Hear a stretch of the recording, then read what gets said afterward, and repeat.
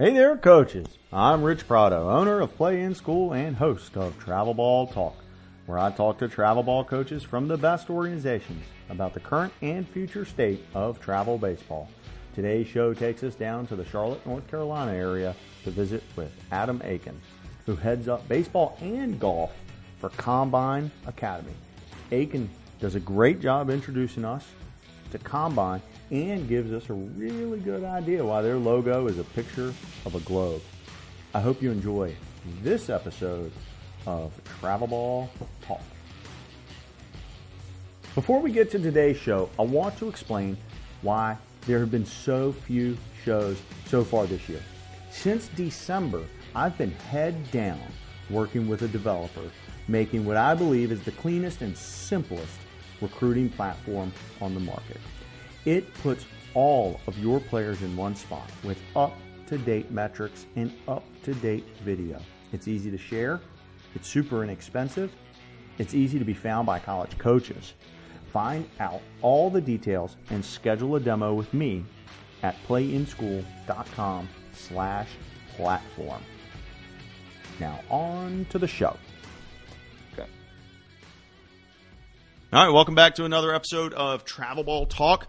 I'm Rich Prado, owner, founder of Play in School, and host of this podcast. It's been awfully quiet for most of the year, but we're back. And today we head down to the Charlotte, North Carolina area to visit with Adam Akin. I want to make sure I get your title right, Adam. President of Baseball and Golf at Combine Academy, just outside of Charlotte, North Carolina. Adam, welcome to Travel Ball Talk, man. How are you doing? All right, Rich. Thanks for having me. Really appreciate it. You got it, man. I'm as everybody who's listened to more than one of these episodes of the podcast knows, I've got this curiosity into what I would describe as some alternative education opportunities. Whether it be the TNXLs of the world, the NLAs, the P27s. These are guys I'm sure you've run across in your time, and just scrolling Twitter and come across Combine Academy and say, I don't know much about them, and want to find out what kind of what makes you similar to some of those guys and what makes you a little bit different to some of those guys, because it's definitely a growing trend that we're seeing here. So, Adam, before we get kind of too deep into Combine, why don't you introduce yourself, give your the quick baseball bio, and then we'll talk all things Combine. For sure. So yeah, I grew up in Indiana. I played a year of junior college baseball at Wren Lake College over in Southern Illinois. Then I played my last 3 years at University of Indianapolis, Division II school, obviously in Indianapolis. After that, went back and coached at Wren Lake for a year, and then took over as the head assistant at Kentucky Wesleyan College, Division II school in Western Kentucky. I was there for 6 or 7 years. Had a really great run there. Coach Todd Lillipop there does a great job.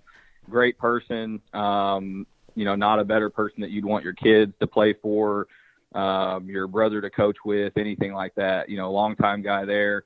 And then I went and took over PBR Tennessee, and was there. Ran all the showcases, did all the rankings and all that fun stuff, and did that for a couple of years, and was with the Pirates at the time too, helping their regional scout, throughout that area, before I came over to Combine to kind of help spearhead the baseball program. And that has now, evolved into overseeing the golf program as well, and getting that off the ground, over here at Combine.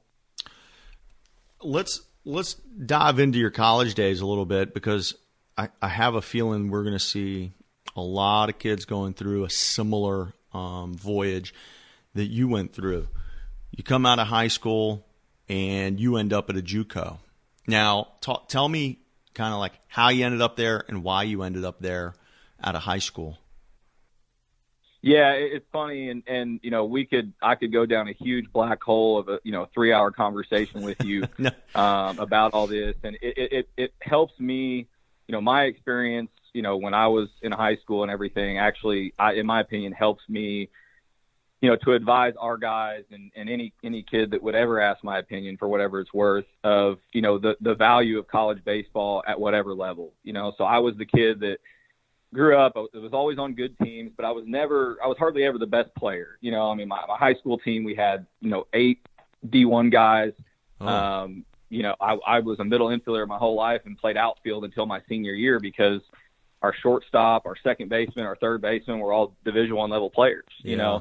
That evolved into I didn't have anybody that would look me in the eyes and tell me, you don't have to play Division I baseball. You don't have to do that. That is not. There are good Division I programs, good Division II programs, good NAIA, junior college can help.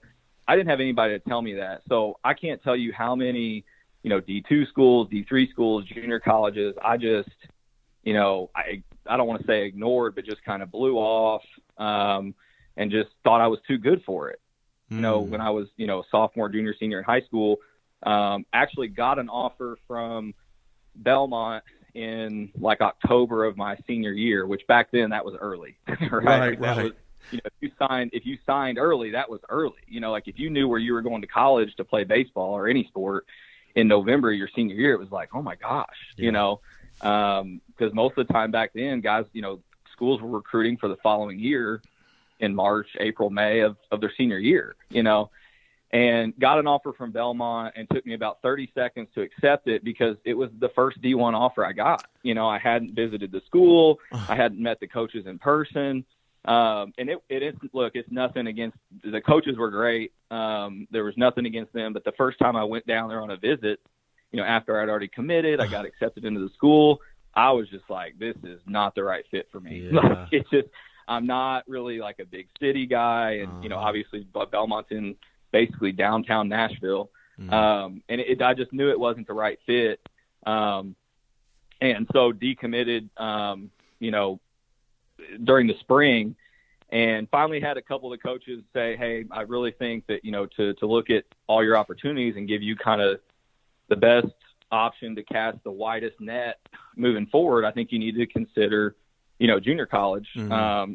And so that's what I did. And I ended up, to shorten the story a little bit, ended up committing to Wren Lake and went there for a year and moved on to the University of Indianapolis after that. And it was a great experience. I tell, kids all the time, like, when they ask what I think or whatever, there's nothing I would have changed about going to University of Indianapolis. We went there, and my 3 years there, we went to 2 regionals. We won, 115 games or 120 games, something like that in my 3 years there. And it was fun. I played, we won. And those are the memories that I have, of playing and winning and that kind of thing. And for me, everybody has their role, everybody has their priorities. And for me, that was just way more important than, going somewhere and maybe not play, maybe play for a year and then they bring in a first round draft pick that beats me out. And I was never the kid that was like, a for sure starter, right. I was always the guy that had to work to earn that spot. So, for me, that was the best fit, and definitely glad that I went that route. That's a good story, and like you kind of referenced at the beginning, that your perspective is going to help the players that you come in contact with now. The reason I asked the question to begin with is, I don't think this is a big prediction here, but I think we're going to enter into almost, I'm calling it a renaissance period of sorts for junior college baseball, because of, the NCAA's reaction to COVID is creating log jams on rosters at every level. Well, what's that mean? There's going to be a trickle down effect, and there's going to be, I think there's going to be winners at every level. There's going to, D2 programs are going to get a windfall of players. D3 programs are going to get a windfall of players. And junior college is going to get a windfall of players. I think JUCO is going to have a renaissance period, kind of from a few different angles, because of the trickle down effect, but then also because of some kids are going to be on the outside looking in because rosters are so big, and the coach goes, hey, that spot we thought, now we don't, and what are you going to do last minute? Let me go JUCO for a year. And I think the next few years in junior college are going to be really exciting. So anyway, I wanted to find out about that. Sounds like it worked out pretty good for you. So you end up not only back at your alma mater, you're coaching there, and now you have that experience as not only a Division II player, but also a Division II coach. And so now you can talk to your players from that perspective as well. Probably pretty good for you. What are some of the you talked about the regionals and the the total number of wins, but what would kind of a not so obvious highlight of your Division II experience be? Yeah, I mean, I think the one thing that was an eye opener, at the time, our biggest, rival, was Northern Kentucky, which they're Division I now. Okay. And I mean, it was either my sophomore or junior year. They started their starting rotation. We played 4 weekend series, and they had 4 left-handed starting pitchers, and they were all like 6'2", and they were all 90 plus. I mean, it was like. And like 2 of them or 3 of them were D1 transfers. And I mean, they were just, their first baseman was, felt like he was 6'10". I was playing second base at the time, at our field one time. And, he hit a line drive and I jumped for it because I thought I could catch it. And it barely missed my glove. I turned around and it hit off the wall. And, so the level of play was, and this goes back to what I was saying about my total misunderstanding of, or ignorance to the level of baseball that's at the Division II level.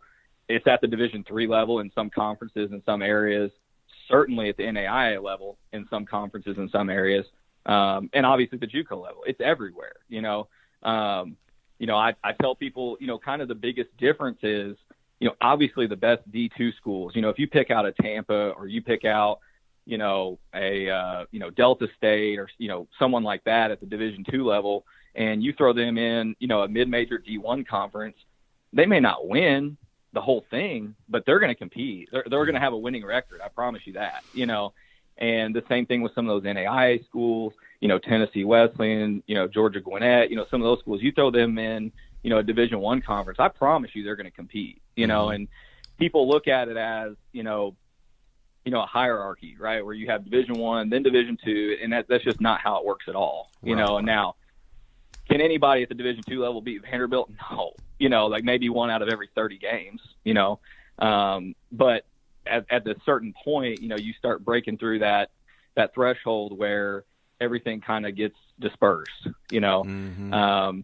And that was the biggest eye-opening thing for me at that level was, the competition we were playing. Some of those guys were better than, not some of them, a lot of those guys that we faced and a lot of the guys on our team, were better than guys that I played with or played against at the junior college level that went on to D1 programs. Mm-hmm. So it's like, okay, well, I played against this guy and now he's at, wherever, Ole Miss or whatever, and now I'm playing with or against this guy and this guy's better. But Wow. he's at the D2 level, Yeah. right? And it could have happened because of grades or whatever, and Sure. hell, my best friend at UIndy and roommate never made all conference. He was a left-handed starting pitcher, never made all conference, was never our number 1, was always our number 2, number 3, didn't get drafted, pitched in the big leagues with the Padres. So, Yeah. that doesn't lay it out, I don't know what can. Like the guy was never a number 1 on his D2 college baseball team, never made all conference, but signed with an independent league team, dominated, signed with the Padres, dominated the minor leagues, made it to the big leagues for a year and a half, Made his way, yeah. And then kind of floated around in the A system for another year or 2 after that. And the biggest reason why he couldn't stay is by the time he got to the big leagues because he had to work for it the whole way through. he was already, I think, 28 or 29, and at that point, that's old. That's old in baseball. Sure.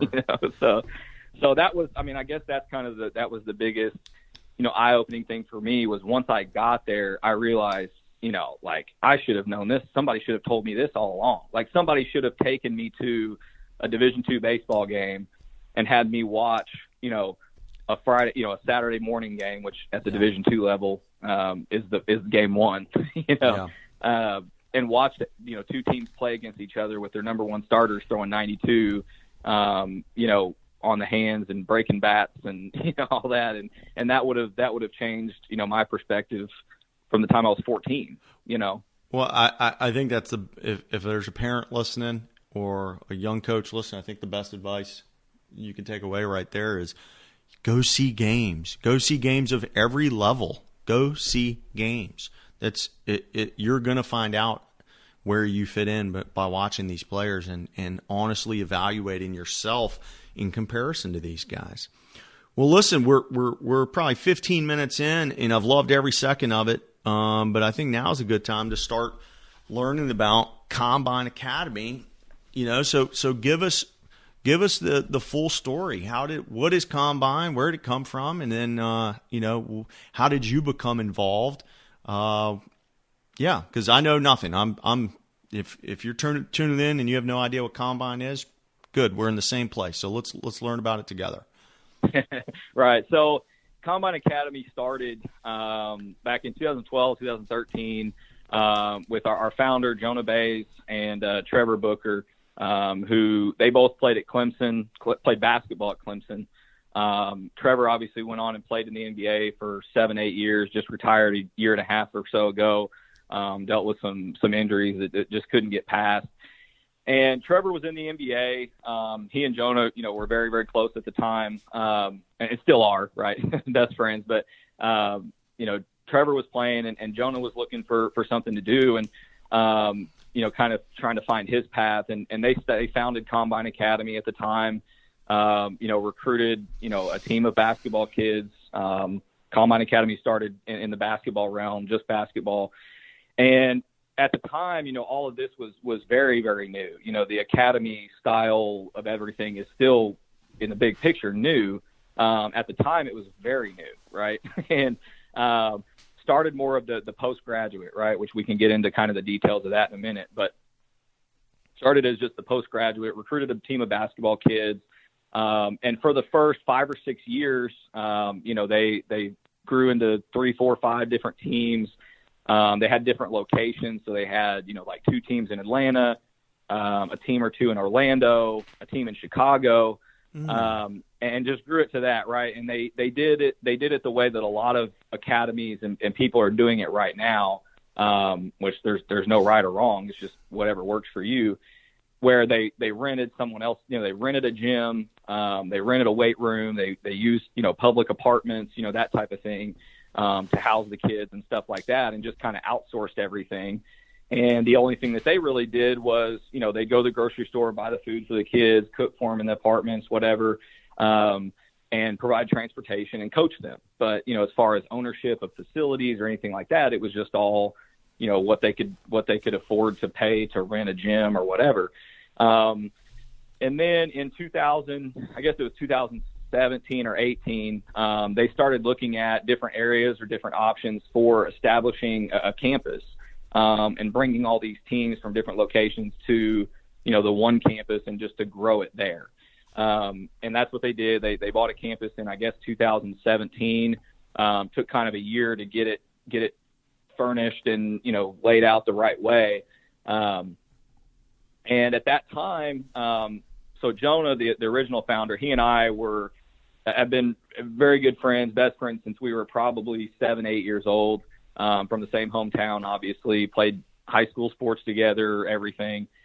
And, I've obviously been in baseball my whole life. He's always been in basketball. And when they came to the campus, they decided they wanted to branch out into other sports. And obviously the low-hanging fruit for him, and for Combine, because of his relationship with me, was baseball. I hesitated at first, not because of anything with Combine directly, but because I was with PBR. I enjoyed that. I had options to go back into coaching. They got Combine off the ground from the baseball perspective in the first year, which would have been 2018, the 2018-2019 season. And then Jonah finally talked me into it. In about April of 2019, I started with Combine baseball and have grown it, ever since.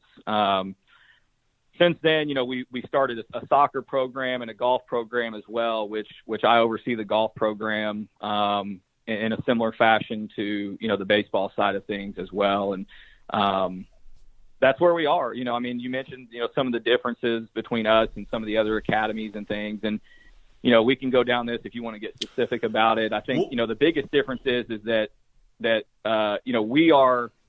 we provide everything, right? So like the housing, the meals, the education, it's all internal. That's kind of the biggest difference between us and a lot of these places is everything that we do is provided by us, teachers in class, that type of thing, where we don't really outsource anything that we do. All right, we're gonna jump into that, but before we do, you left a very important sport off, and I need to know about this. Esports.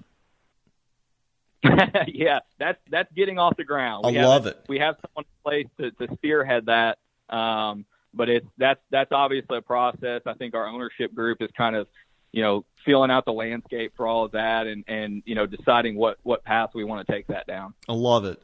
Just in case you didn't understand what I said, I'm going to repeat it. Esports. That's the video game world. For you old school mom and dads, yes, that's a thing. Okay, so your description or introduction to Combine has opened up a lot of questions that I want clarification on, and maybe some people at home will too. I'm very familiar with a lot of the academies that have popped up over the last few years, and a lot of these guys have basically. Let me back up. The hardest part, in my opinion, to run in these things is the academic side. The baseball or basketball training part, that's what the baseball and basketball people do best. That comes easy to you. But handling the academics for a high school kid is very important, and it's hard. A lot of these academies have basically said, hey, you can just do a homeschool curriculum, right, or a virtual curriculum. You take care of that, and you come here and train, which is an awesome way to do it if you're the facility or the academy. But it sounds like, and I want some clarification on this, Combine is doing their own teaching in-house? Correct. So we are, in every sense of the word, for our high school kids, we are a school. We are a legitimate school, So, and like I said earlier, the same thing with outsourcing housing or whatever. I'm not the kind of person that says really with anything that there's a right or wrong way, right? I mean, it's just whatever works for you, whatever makes sense for you, that type of thing. For us, being able to have, a traditional classroom setting in front of a teacher, and especially through COVID, right? Like we've had, I'd say we've had a handful of kids that have reached out to us this year about, inquiring about coming and being a part of our program next year. Specifically from some northern states and stuff like that, their biggest concern for their kid is that, they don't know when they're going to be back in class full time, and kids are struggling doing everything online. And for us, there's a lot of value to being able to do stuff face to face. There's nothing that's ever going to replace, that face to face interaction, especially when you're talking about a 14, 15, 16-year-old kid that struggles academically anyway. You're putting a lot on that kid's plate, to try to, maintain all of that stuff himself. And, we have kids from literally all over the world, so they're not going home to mom and dad every night, and we don't babysit them. The biggest thing that one of the biggest things that we provide is that huge step of growing up, and we kind of, in some senses, we throw our kids in the fire, and it's like, we would rather them really, really, really struggle right now with us, whether it's academically, whether it's with the training, whether it's, getting on them because they're late for practice 5 days in a row or whatever. we would rather them do that now with us and go through that learning phase now than what happens with so many kids where they get thrown in the fire when they get to, Tennessee or South Carolina or Georgia, and they're like, oh my God, I was not ready for this. Yeah. And so for us, there's so many other areas where, to be honest, we do throw them into the fire because we know, the better explanation is to throw them into the deep end, but we know we're right there with a life preserver. Like, we're not going to let them drown, but we're going to take them to the edge, and but on the classroom side, it's very important. And, you mentioned kind of the homeschool thing. That's the feeling that a lot of our kids have with our academic situation. Right. And I've had parents say that to me, and I've kind of ran with it as far as that feel, the homeschool feel, because, our classrooms do consist of, 5 to, I think our biggest classes are maybe 12 or 13 kids. Wow. So it is very much a homeschool feel where, it's not the teacher standing up there lecturing for, 50 minutes and then says, you've got 2 hours of homework in that class because that teacher thinks it's the only class you have. Right. And that's what you see so much in public schools and even traditional private schools where, these teachers have these metrics they have to meet, these deadlines they have to meet, and I'm not talking about the teachers personally, but as a system, schools don't care about the kids. They don't care at all.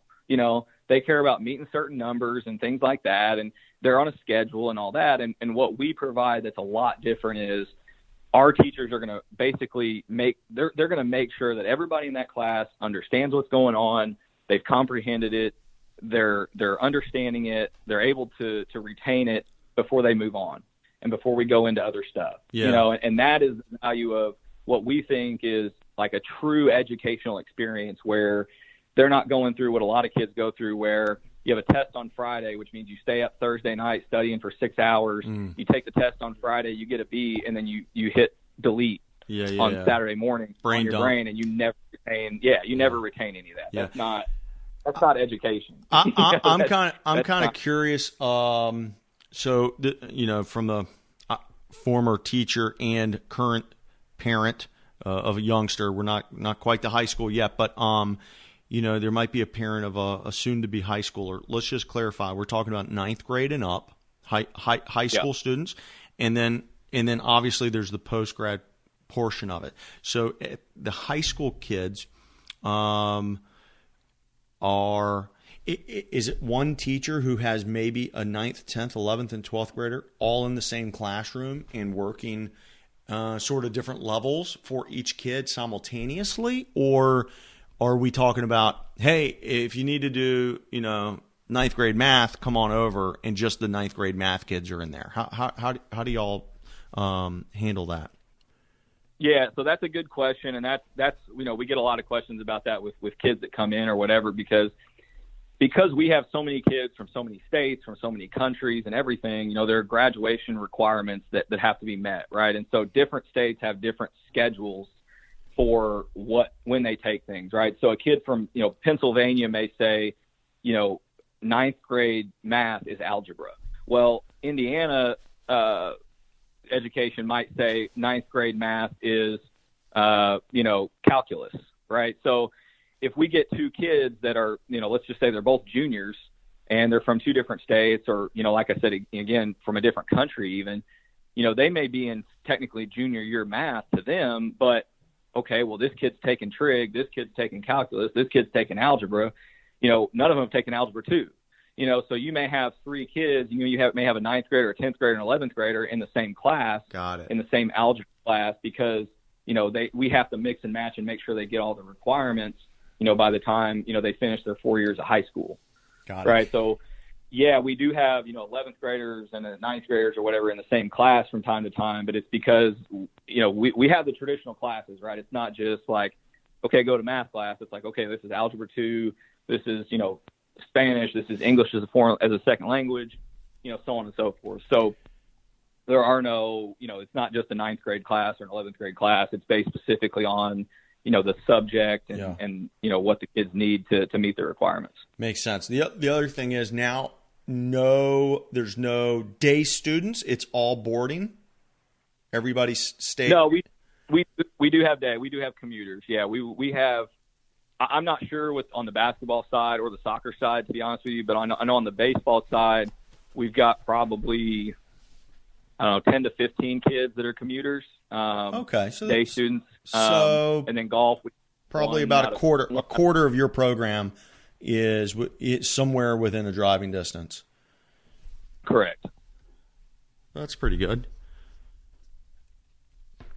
Just for those of you who want to know where that number came from before we hit record, on the baseball side, Combine has one team at the high school age group, and if my notes are correct, one PostGrad team for a total of around 60 ball players. So that's where I came up with that number. So 15 of them are day students.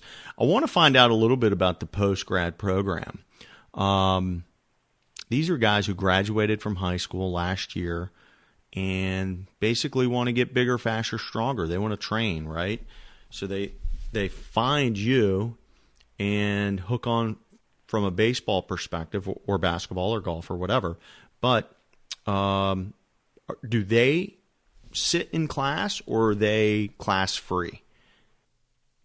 Yeah, good question. So with the PostGrad guys, they're, because of technicalities, they're not technically students at Combine Academy. For them, we are a baseball academy, right? And so what they do academically, because they've already graduated from high school, there's nothing that we can provide them educationally other than tutoring services, right? Mm-hmm. So what they have the option, well, I take that back. To a certain extent, they do have the option to retake a high school class, right? So the NCAA will allow anyone to retake a high school class after they've graduated to replace a grade, right? So let's say, you graduated high school or your son graduates high school with a 3.49, and it's because he got a C in senior year geometry in the second semester because he has senioritis, right? So, and he's taking a postgrad year with us. He can retake that class with us, our geometry class, and let's say he gets an A. That replaces that C on his transcript, gets his GPA up over a 3.5, where you feel warm and fuzzy inside. Yeah, definitely. And at some schools, that's one of those arbitrary marks where that could be the difference in $5,000 of academic scholarship money or $8,000 of academic scholarship money. Of course. And so they have that. They also have the option to, we provide an SAT, ACT prep course. Yeah, you beat me to my next question. Yeah. So if we have guys that come in that, and we've had that before, right? We've had that in the past where guys come to us because they don't want to go, they don't really want to go junior college, but they're not eligible because of their SAT or ACT. And they come in with us and, maybe they had a 15 before and they go through that prep course, take the ACT again and get, 18 or 19 and they get eligible, and then the last thing that they have the opportunity to do is, and a lot of our guys do this, is take online classes through any college or university they want to, as long as they maintain the part-time student status. Correct. They don't jeopardize losing a year of eligibility or anything like that. Which is actually a really smart move, because I believe you got to keep it under 12. So you could take 3 classes each semester. That's 9 credits both semesters. You get 18 credits that could likely transfer over. You knock out a bunch of prereqs. That's a really smart move for a kid who's in a postgrad program. Man, that's really interesting. So for those of you guys who aren't looking at the website, I'm on the website now. Their logo, Combine Academy logo, is a globe, right? It's Earth. And I'm looking at the About Combine Academy page on the website, and you realize why the globe is the logo when you read that they've had students and clients from 50 plus countries and from 40 plus states. You guys have quite the international flair over there, don't you? We do. Talk about kind of, how that came to be. Was it intentional, or did it happen by coincidence? And Tell me about the baseball team and golf team specifically, as far as the international flavor. Yeah. So, all of that started, to be honest with you, I think it kind of stemmed from, our executive vice president, Matt Morris, who also played basketball at Clemson with Jonah Bays and Trevor Booker. He played some international, professional basketball and stuff. And so I think that the international thing kind of started with some of the connections that he made when he was playing overseas, and then came back and, started working with Combine, and then was able to, bring those kids from overseas through some of those connections he had. And it's made it easier. He walked me through some of the, international, let's just call them situations and things like that. And we've branched out and made a lot of connections, overseas and abroad to bring those kids in. Right. And so, for the baseball program alone, we have kids from the Czech Republic, Netherlands, Curacao, Venezuela, Guatemala. We have a couple kids coming next year from Australia. And I know I'm leaving a few out, obviously Canada. And so we have guys in Panama, we have guys from literally everywhere, and it's fun, right? Because what that does more than anything is, for those kids, it helps them kind of get, accustomed to, let's just call it the American way, right? Like just everything from, those kids come over, and the first thing that our American kids are excited to do is take them to, cookout or steak and shake, because they've never had, that's just, and those kids fall in love with it, like it's like automatically, and that's some of the coolest stuff to see is when, you bring this kid from, thousands and thousands and thousands of miles away that grew up in a totally different setting than what some of these kids did.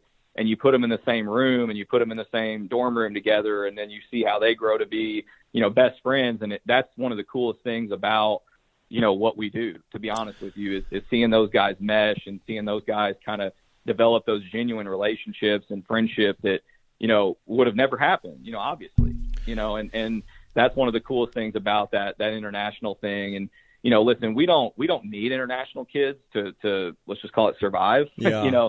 Like we don't have to do that, but it's fun. It's, there are some really talented players, across the country or across the world, obviously in every sport.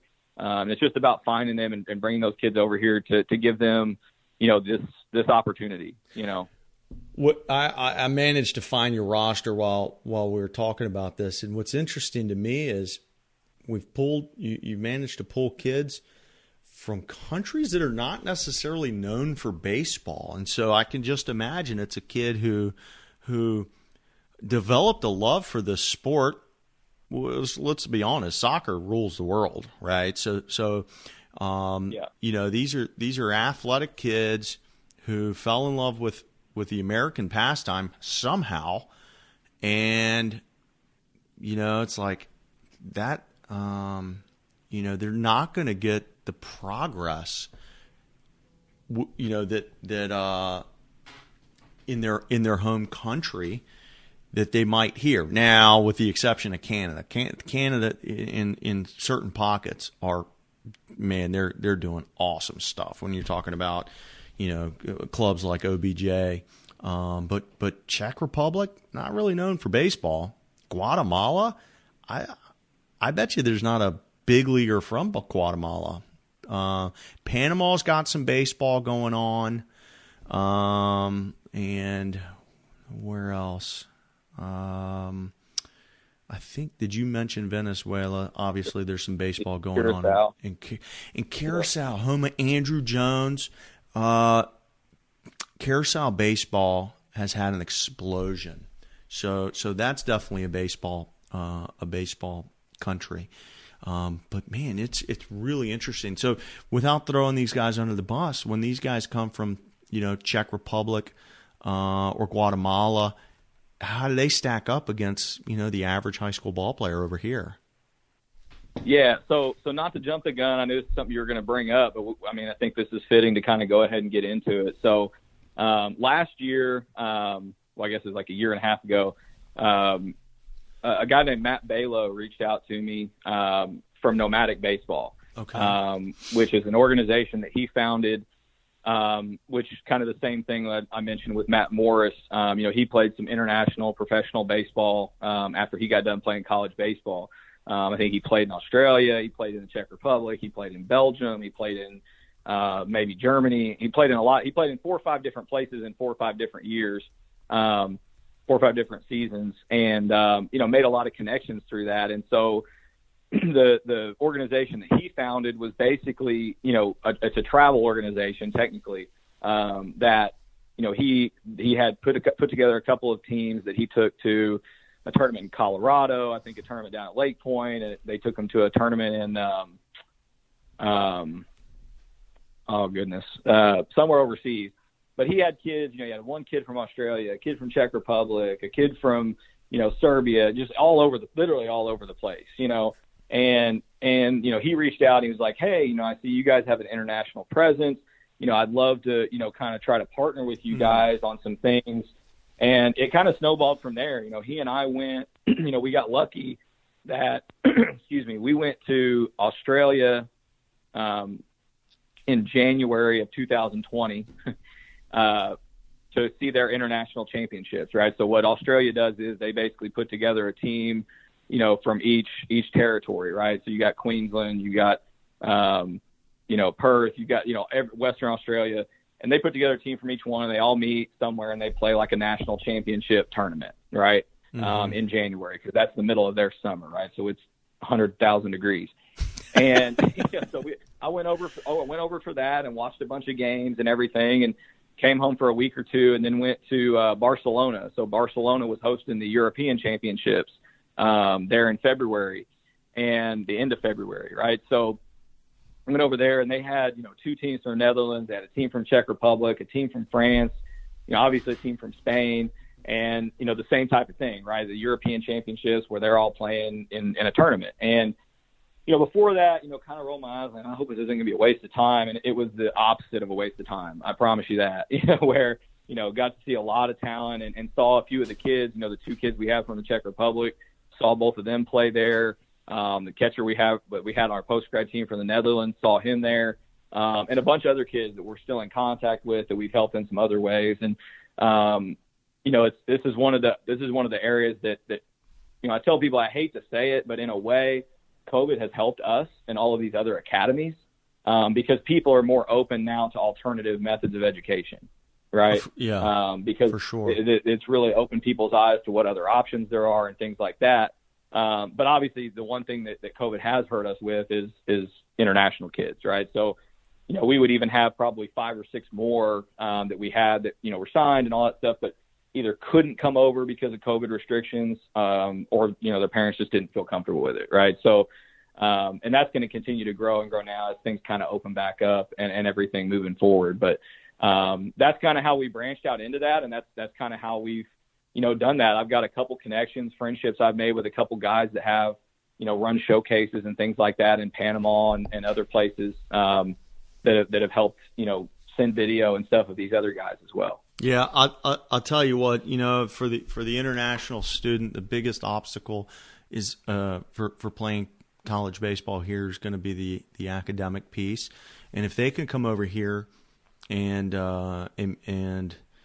strive towards those minimum requirements academically, it's going to be a win-win. It's going to be a tremendous opportunity for them to be able to sneak into an American college via their love of baseball. But they're still got to knock out their SATs. They're going to have their minimum requirements academically to do so. And getting a hookup like that is a pretty good way of doing it. That's interesting. Not to not put any focus on your American guys. It looks like, as we look at the rosters, primarily North Carolina, sprinkling some South Carolina guys, and a couple looks like a couple Florida guys, and maybe some New Jersey. Does your basketball roster mirror the baseball roster as far as geography, or is that more spread out? Do you know off the top of your head? I guess I could pull rosters from that too. Let's see. Yeah, I honestly couldn't tell you for sure. I know that basketball is somewhat local heavy. Yeah. I don't think that they do as much, even as much as we do, as far as recruiting kids from around the country. That's more on the post-grad side. So, like, if you looked at our post-grad roster or, the post-grad, basketball rosters or anything like that, that's obviously more spread out. The kids in high school aren't always keen on going very, very far away from home while they're still in high school.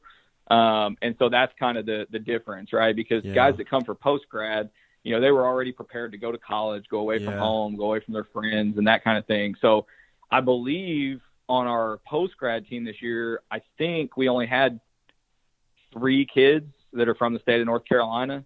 And everybody else was from all over the place, New Jersey, New York. On your post-grad baseball team? Correct. Yeah. So it's almost the flip. The reverse of your undergraduate is mostly North Carolina, but your post-grad is mostly not North Carolina. Correct. Cool. Correct. Okay. I'm actually pulling that roster up now. And he tells the truth, ladies and gentlemen. I'm seeing New York, Massachusetts, Indiana, Virginia. There's Curacao, New York, Rhode Island, Connecticut. Incredible. There's a Florida. There's a South Carolina. So I'm seeing, just at a quick glance, probably 10 different states and multiple countries. In fact, there's a kid from right down the street from me, Glen Allen, Virginia, right here outside of Richmond, Virginia. Cool. I wonder if I know that kid. I'll have to look that up later. I gotta imagine just having the international flavor, having the national flavor from kids from all over the country, all over the world, has got to be a cool educational experience unto its own. For all of these players. I mean, even the kid from Charlotte, North Carolina is going to get to interact with kids from New England, from Florida, from places thousands of miles away. How do you think that helps these kids, as they're growing? Yeah, I mean, I think the biggest thing that at least I hope that our kids, have learned, from some of the guys that we've brought in is honestly how fortunate they are. Like we've got, kids that have never had to wonder where their next meal is going to come from, or, have never had to worry about paying for a lesson or somewhere to go hit or, things like that. And then we have some international kids that, they probably gone, months at a time without hitting a baseball less than 10 years old. We get some of the recruiting videos I get, from some of these kids. They're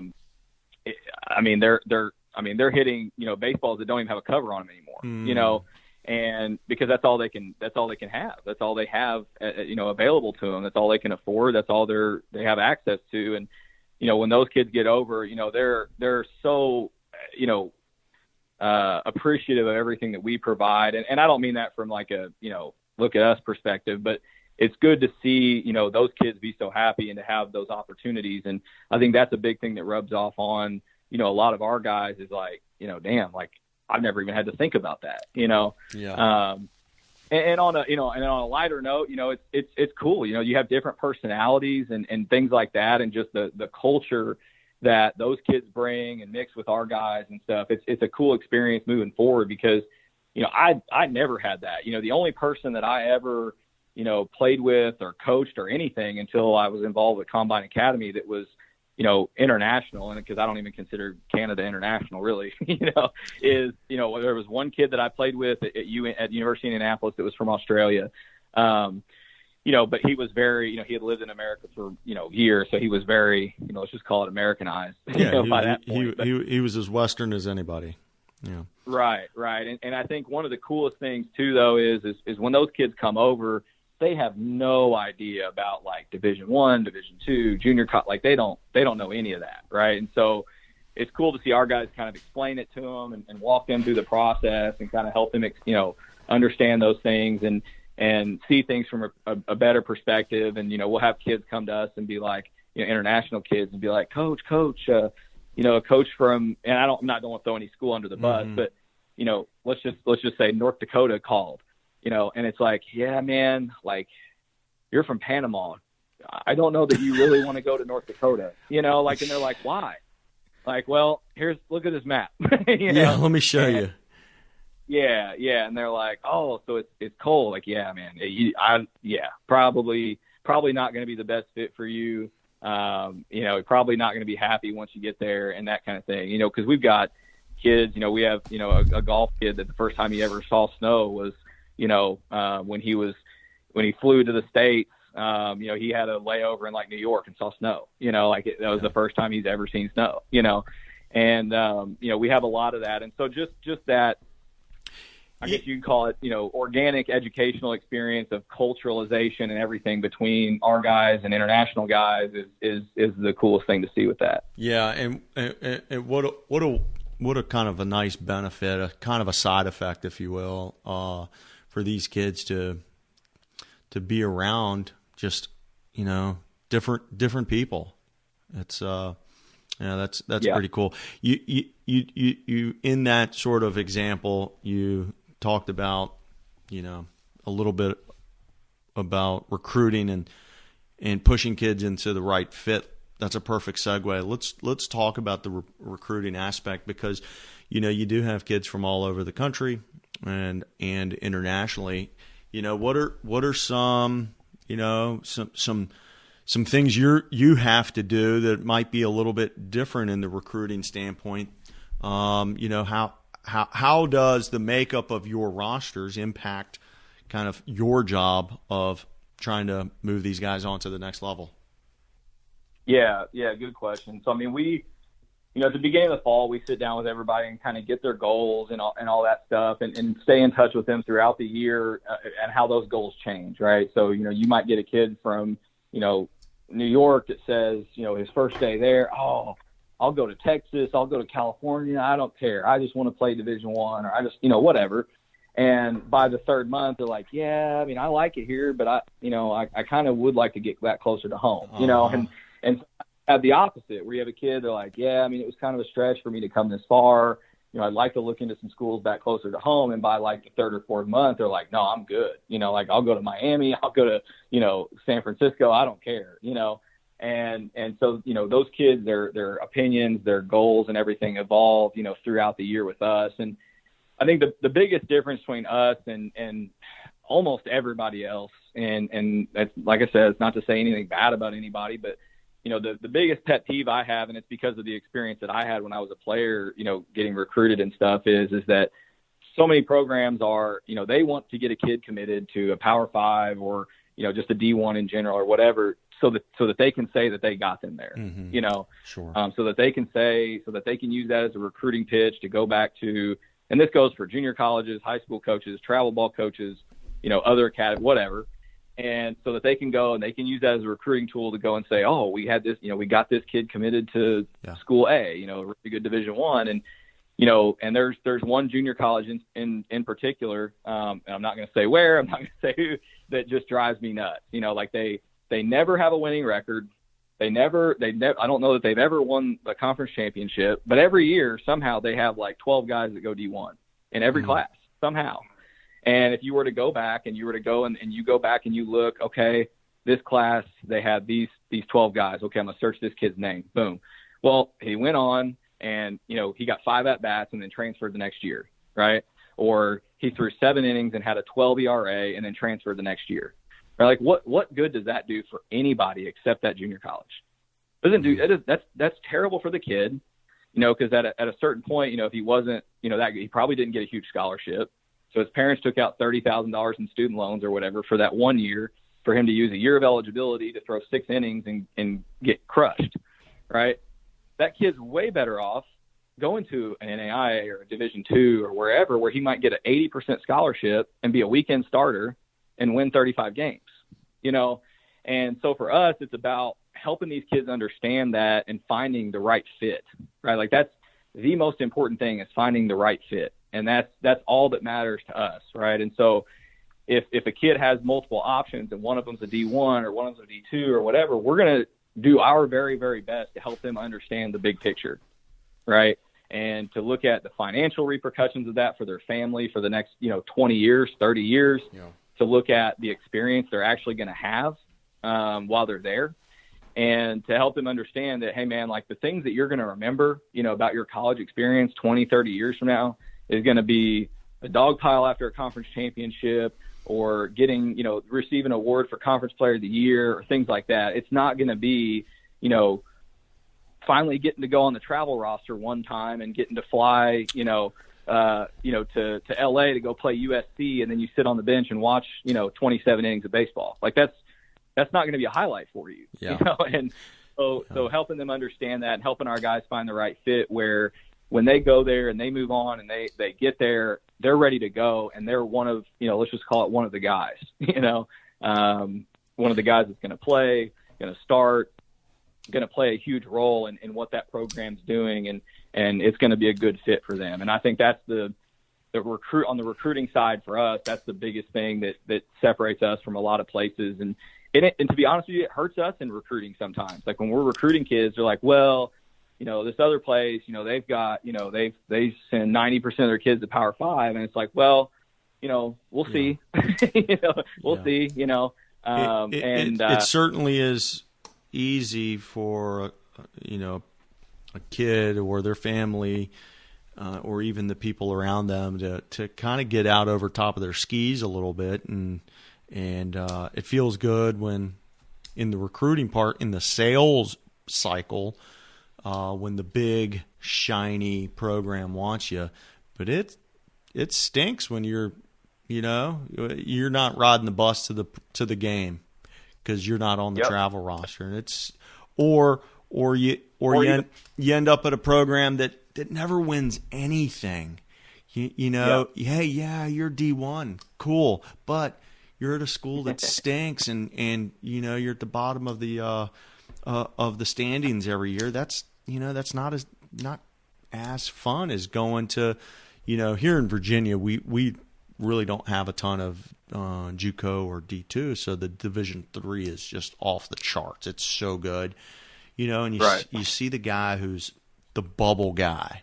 Okay, he could go to that mid-major Division I that loses a lot of games, or you can go to this premier D3 that's probably going to be in the top 25 all year, and it's maybe going to make a College World Series run. And you're like, choose wisely, choose wisely. Right. So it's and the biggest thing for me is, and us, hopefully everybody shares this view, within our organization, at least on the baseball side, is it's really not. It is about what you just mentioned, and I mentioned too, is sitting on the bench for a bad team or whatever. But honestly, the biggest part of it is, a lot of kids that are those bubble kids, and I mentioned this, they're not getting big scholarships, so, and they're probably paying out of state. So they're going and they're getting $30,000 in student loans to not play, not be happy. And then they've got to go back in the transfer portal, which now has 30,000 kids, now they've got to find another new home. They have to go through the recruiting process all over again. And they may not they may not be able to find the right fit, it complicates everything, and it makes everything hard on the family, the kid, from a financial standpoint, all the way down to, emotionally with your friends. Like it's just not.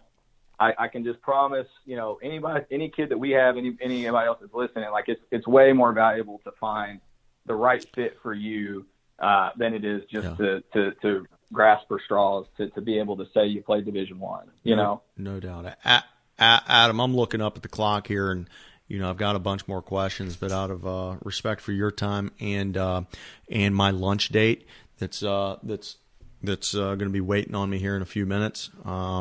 I'm going to have to end it here with an invitation to come back and continue our conversation here in the near in the near future. This has been fun, really educational. I always mess this up, but if anybody's still listening, and this, always put it in the show notes, so it'll be there, but it's combineacademy.com, is the website with all the information, and the Twitter account everything is linked right off of that. So Adam, man, this has been really really fun, eye-opening, educational, the whole 9 yards. Hang on one second. Let me just hit stop, and I'll and then before we hang up, man, hang on one second.